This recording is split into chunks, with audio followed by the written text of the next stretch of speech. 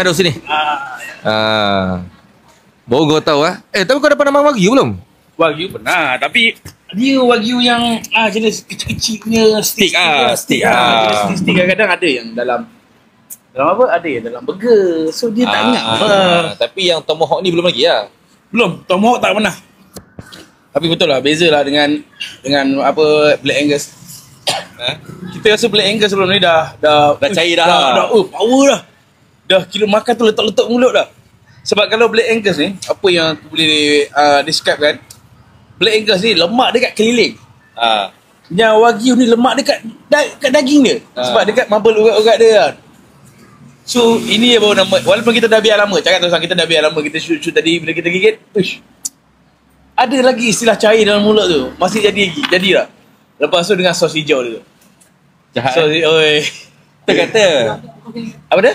Tulang tu tak cukup. Tulang tu nak. Oi, tulang tu nak. jahat buat nasi goreng. Tulang tu, ya. Kat rumah masih goreng, potong sikit, cincang sikit, gogol. Wah, Masuk sedap. premium.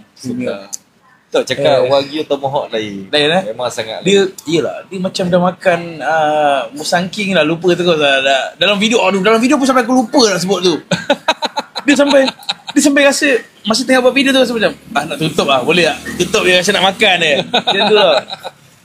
Aku menjangkakan dia ada liat jugalah macam Angus ni dia ada liat. Ada liat sikit pada lemak liat kan? Lemak dia liat. Kita gigit ni ada satu momen tu malah nak gigit telan terus. Tapi yang ini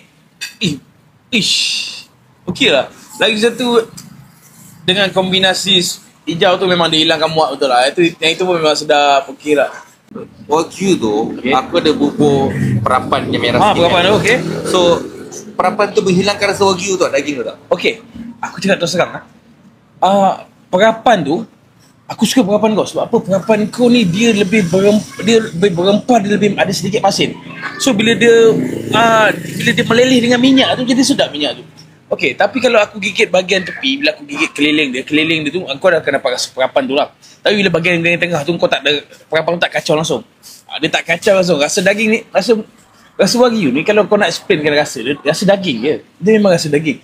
Cuma yang buatkan dia sedap, cuma dia macam kau rasa dia berair tau.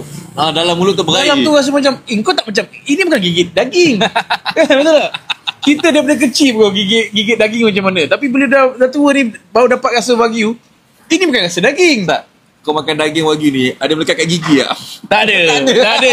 Memang tak ada. Kan? Pelik kan? Lain. Kau kata Wagyu mahal. Tapi aku dah buat paling murah kat Galaxy lah ni. Paling murah kat Galaxy, geng. Betul-betul murah.